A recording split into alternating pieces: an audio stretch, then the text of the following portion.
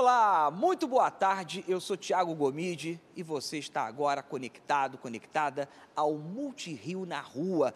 Hoje nós viemos ao Centro Cultural da Justiça Federal porque nós iremos conversar sobre caricatura, a terceira Bienal Internacional da Caricatura. Mas antes disso, eu não vou perder a oportunidade de falar sobre esse prédio histórico, um lugar muito, mas muito bonito. O prédio histórico começou a ser construído em 1905. Em 1909, foi inaugurado para abrigar o Supremo Tribunal Federal, pois, na época, o Rio era a capital do Brasil. O Centro Cultural só nasceu em 2001, após uma grande obra de restauração e de modernização.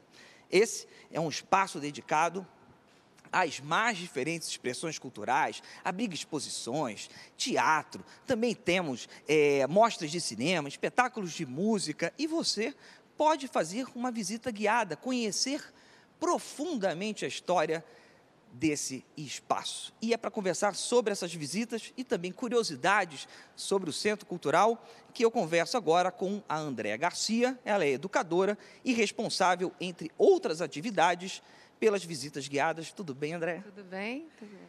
Me começa, por favor, começa contando sobre as visitas guiadas. O que a pessoa vai conseguir encontrar aqui?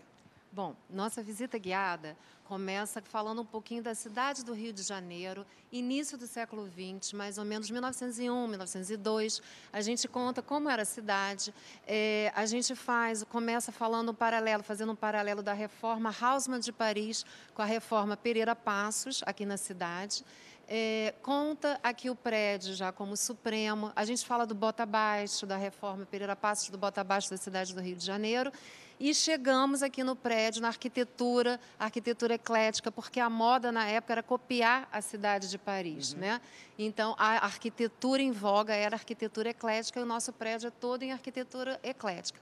E a gente termina falando sobre julgamentos importantes aqui do prédio, sobre o restauro do prédio, que foi todo restaurado e entregue em 2001 já como Centro Cultural Justiça Federal e não mais como sede do Supremo Tribunal Federal. Andréa, essa é uma das possibilidades. Nós também temos outras possibilidades de visitar a obra de Machado de Assis, de nos aprofundarmos sobre o Rio Antigo. Me fala um pouquinho sobre essas outras oportunidades de se conectar à história da nossa cidade. Bom, nosso setor educativo oferece várias atividades. Oferecemos também oficinas plásticas, oficinas de canto, oficinas de dança.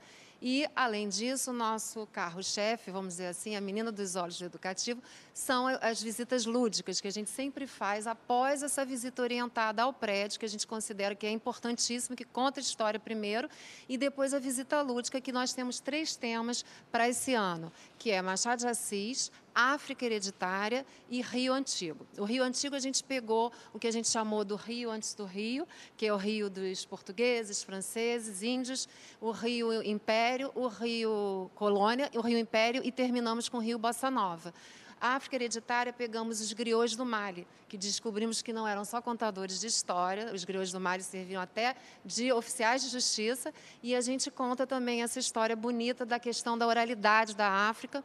E a terceira, Machado de Assis, que a gente faz vida e obra. A gente conta um pouquinho da história do Machado de Assis e termina com um conto dele, que eu não vou dizer qual é surpresa, mas eu garanto que vocês vão amar, adorar, né? Porque Machado de Assis tinha um lado engraçado, diferente do que muita gente imagina, né? E todos esses 3 eventos são eventos lúdicos. Então, nós temos roupas, acessórios, vestimentas, as pessoas vêm à frente, participam com a gente, né? A gente dramatiza, mas as pessoas participam da dramatização junto conosco. Tá? Bom, ficou interessado, ficou interessada? Quer saber como você pode se inscrever nas visitas guiadas, lúdicas e também passeando por todos os cantinhos desse lugar riquíssimo? Fala para eles. Como nós gostamos muito de receber as pessoas, a gente gosta de falar com elas pelo telefone. Então, nossas visitas são agendadas pelo nosso telefone do educativo, que é 3261-2552. 3261-2552. Estamos num prédio histórico do começo do século XX, que presenciou muitas das reformas que a Andréa já falou, a reforma de Pereira Passo, Bota Abaixo, a Belle Époque do Rio de Janeiro, considerada a época de ouro. Eu quero saber uma história curiosa sobre esse espaço.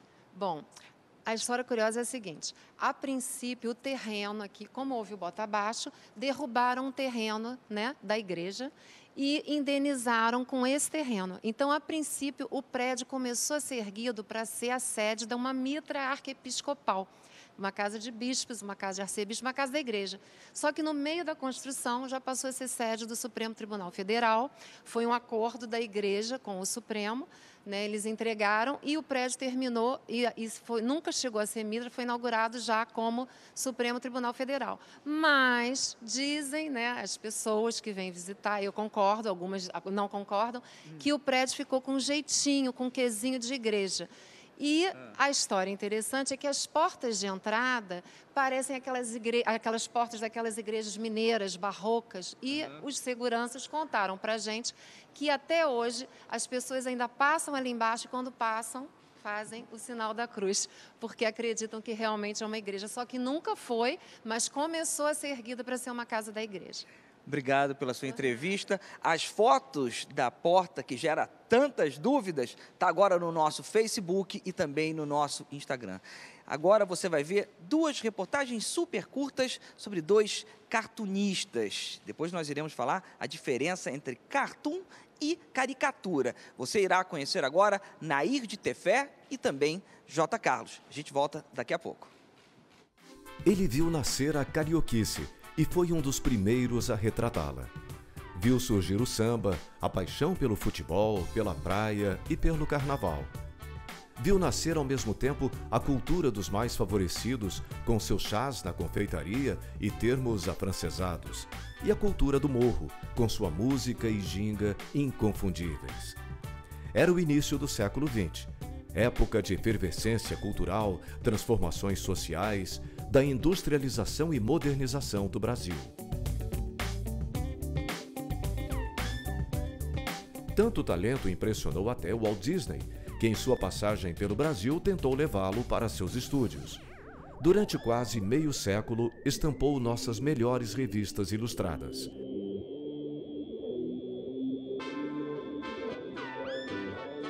Criou personagens inesquecíveis. Nascido no Rio de Janeiro, em 18 de junho de 1884, foi chargista, caricaturista, pintor e ilustrador. José Carlos de Brito Cunha, mais conhecido como J. Carlos, um cronista visual de olhar atento, humor afiado e traço que até hoje permanece moderno. Filha de barão, neta de conde, ela cresceu entre as famílias mais tradicionais do país e tinha tudo para se tornar mais uma dama da sociedade carioca do início do século XX. Mas sua personalidade inquieta e irreverente a levou por outros caminhos. Nos primeiros anos de vida, morou fora do Brasil. Iniciou seus estudos na França, onde teve o primeiro contato com o desenho. Desde então, passou a extravasar sentimentos, desenhando figuras masculinas e femininas, dedicando-se à arte da caricatura.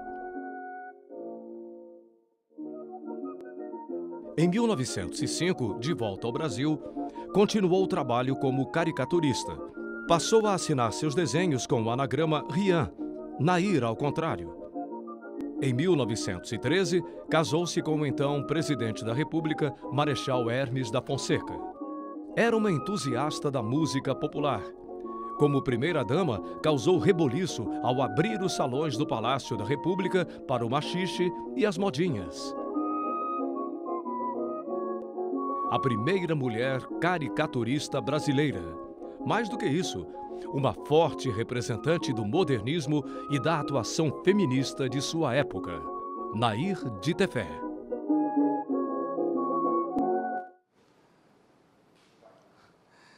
Grande Nair de Tefé, grande J. Carlos, duas pessoas fantásticas para a história do nosso país, para a discussão social, política, cultural. Nós iremos falar a diferença entre caricatura e também cartoon. Será que há diferenças? Quais são as similaridades?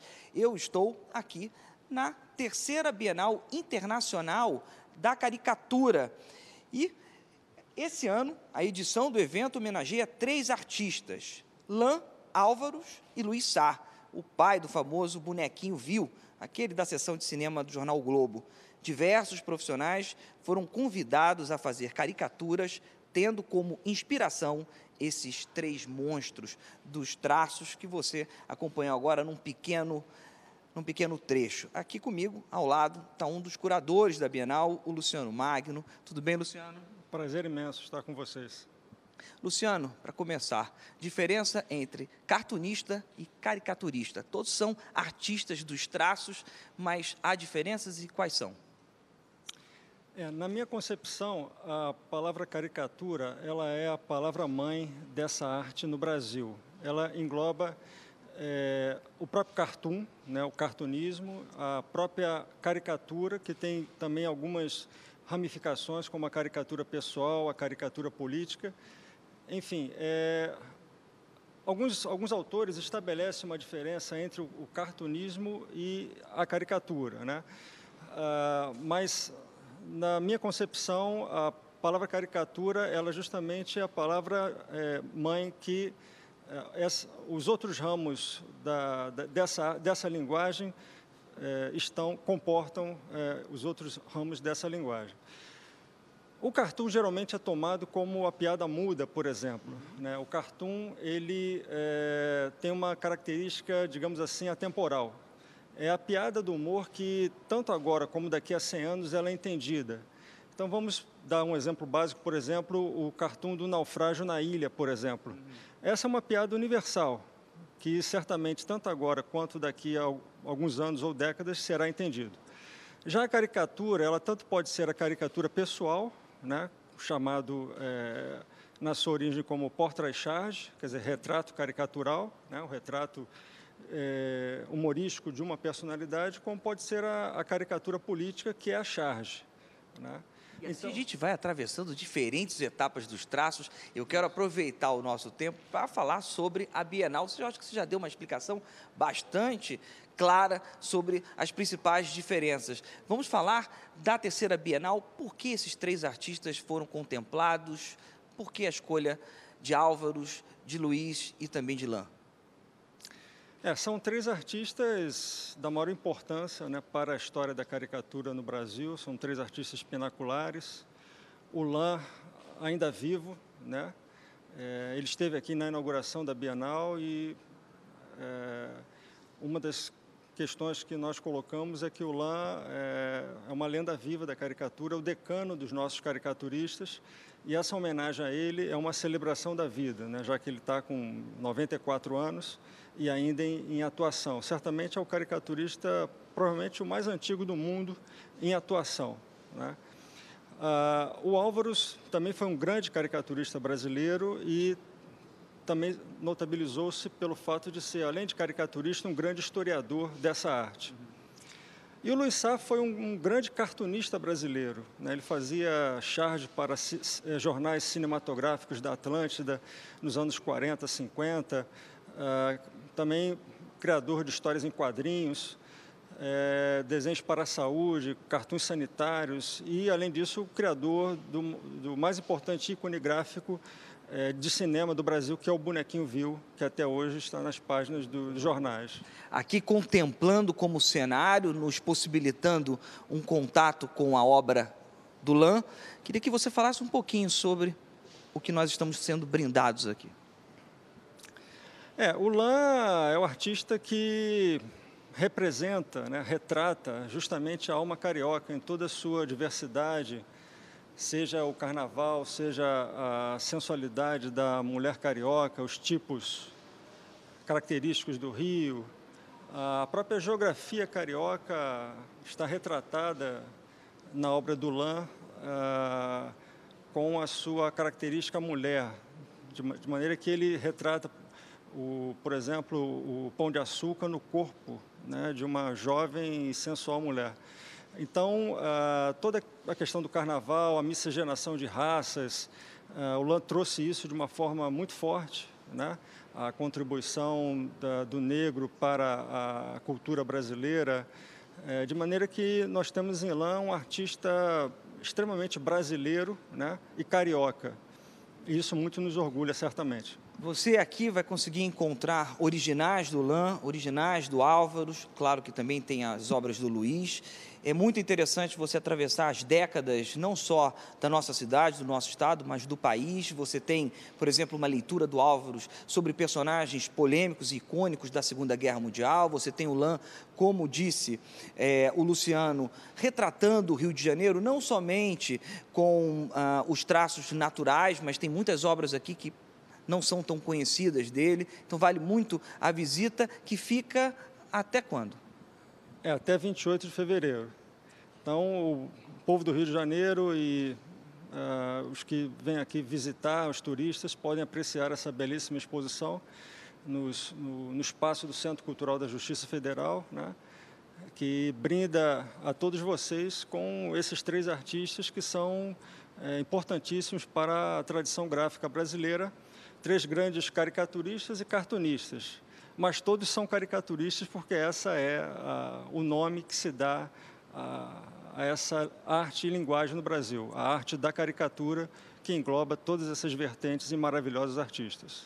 Todas as informações sobre horários, lembrando, a entrada é gratuita, também sobre as datas, você encontra no nosso Facebook, tá bom? É só ir lá, Multirio, nós temos uma conta. Aproveita e siga a gente, caso você não esteja já com o botão de curtiu apertado.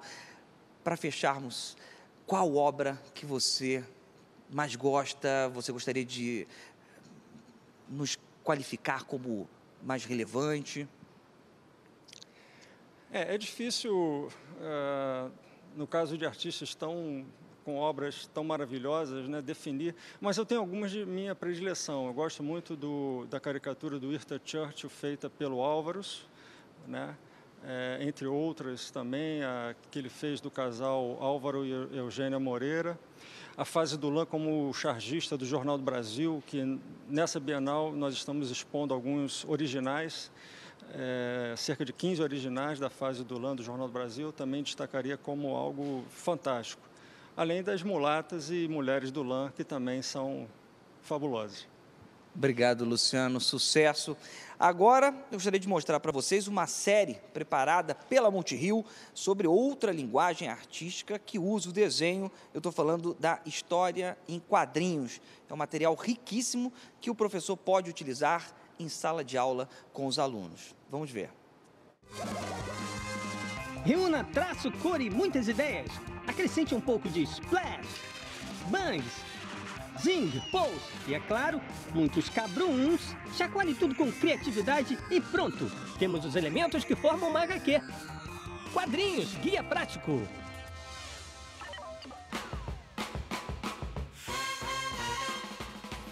O balão. A função do balão é de capturar o som, fazendo com que o leitor ouça o que o personagem fala. Eles devem ser lidos numa certa sequência, para que se saiba quem fala primeiro. Nos países ocidentais, essa leitura é feita da esquerda para a direita e de cima para baixo. Os balões também servem para emprestar características aos sons. Por exemplo, a fala normal. Eu juro, um pensamento. Será que exagerei? Um som eletrônico. Falha no sistema. Um grito. Você nunca ligou! Um choro. Um sussurro. Acho que ela está olhando. Mas não foi sempre assim. Nos primeiros quadrinhos, o texto e a representação dos sons não eram integrados. Com a evolução das histórias em quadrinhos, texto, sons e imagens se integraram, gerando grande variedade de formatos e estilos. Na verdade, a variedade de balões é infinita, assim como a imaginação dos artistas. Reúna traço, cor e muitas ideias. Acrescente um pouco de splash, bangs, zing, pose e, é claro, muitos cabruns. Chacoalhe tudo com criatividade e pronto! Temos os elementos que formam uma HQ. Quadrinhos, guia prático.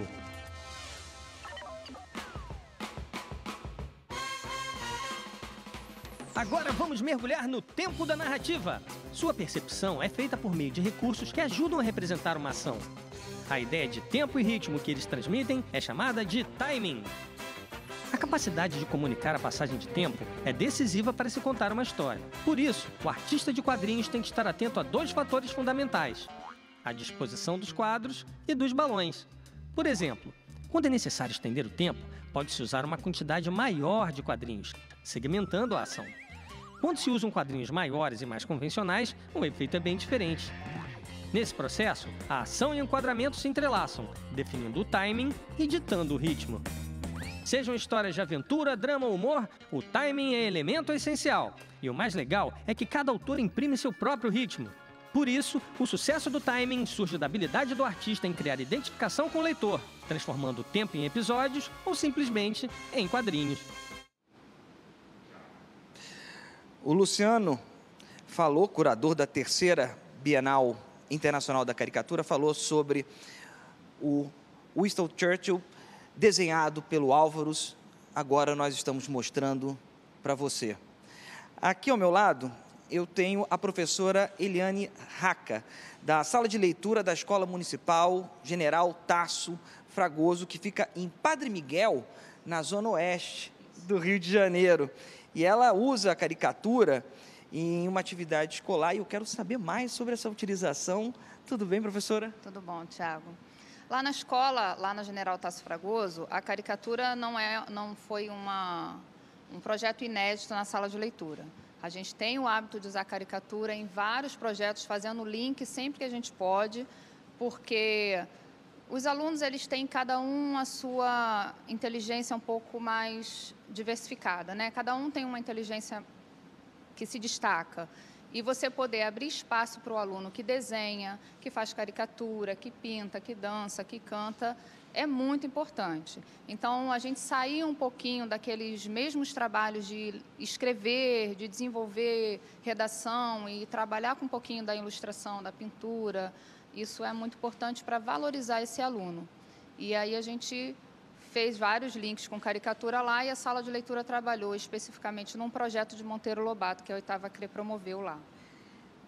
Me explica mais, como é que isso daí se desenvolveu do projeto? A 8ª CRE, no dia do livro, ela promove umas atividades de incentivo à leitura e as escolas da 8ª CRE, elas são convidadas a desenvolver cada um trabalho. Em 2017, nós tivemos um trabalho que era em homenagem a Monteiro Lobato. E aí eu comecei a pesquisar o que eu poderia fazer de diferente, que saísse do dançar a música da Emília ou de fazer uma pecinha. Então, nós fizemos rodas de leitura, trabalhamos com história em quadrinhos, com leitura coletiva. Nós fizemos vários trabalhos diversificados e pesquisando sobre o Monteiro Lobato, quando você abre na internet, tem um mundo de caricaturas. Aí me deu aquele estalo, eu vou promover um concurso de caricaturas entre os alunos.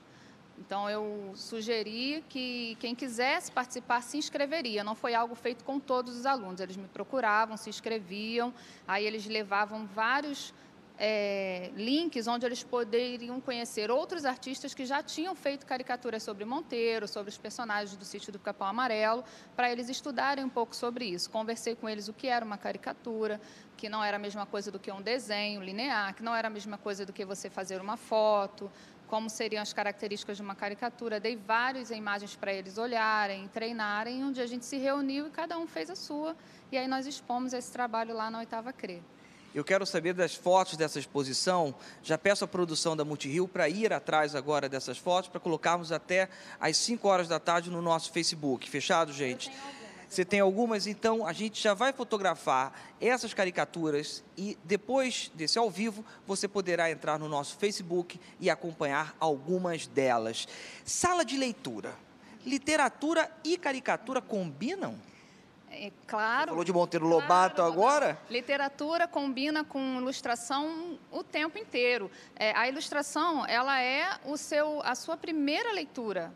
A gente lê primeiro ilustração, né? E depois nós aprendemos os símbolos, os sons e que som aquele símbolo faz e nós transformamos esses símbolos em imagem. Se você não trabalha imagem com crianças, ele não vai ser um bom leitor. Então, trabalhar a imagem, ligar a literatura à imagem, ligar a literatura ao lúdico, é extremamente importante. Você trabalhar com sala de leitura não é você trabalhar gênero textual, ou isso é romancismo, não, é você trabalhar o que a literatura tem de lúdico, tem de agradável, tem de link com outros movimentos, onde aquilo te insere no teatro, na música, na ilustração, no desenho, na pintura, para que o aluno identifique aquilo como algo próximo dele e tome gosto pela leitura, né? Senão a leitura não tem vida nenhuma, a ilustração é básico. Como uma exposição como essa altera a vida de um aluno? Em primeiro lugar, pelo encantamento, né? Porque a exposição é linda, a gente fica encantado com o trabalho, com a perfeição, com as cores, com o capricho. Em segundo lugar, pela vontade de chegar a esse patamar. O aluno, quando ele conhece esse trabalho, quando ele conhece um pouquinho de quem fez esse trabalho, ele se sente estimulado a fazer também. Nós temos muitos alunos na rede municipal do Rio, muitos, que são talentosíssimos. E esse tipo de exposição, esses tipos de trabalhos, eles fazem aquele desejozinho de ser alguém que faz isso também florescer nos nossos alunos. Isso é extremamente importante, né? Fica então um convite, né? Obrigado, professora. Obrigada a você, eu agradeço muito. Eu que agradeço. Multirio na Rua fica por aqui. Muito obrigado pela sua companhia, pela sua audiência. No nosso Facebook, curta e compartilha. Convide as pessoas a vir aqui ao Centro Cultural, no centro da cidade do Rio de Janeiro. O Centro Cultural da Justiça Federal é um prédio riquíssimo. Você tem a possibilidade de fazer a visita guiada. Você também tem a possibilidade de ver os detalhes da terceira Bienal Internacional da Caricatura. Você tem a possibilidade de interagir com os mais diferentes espaços muito interessantes desse lugar. Muito obrigado, uma boa tarde para você. Até a próxima. Tchau, tchau.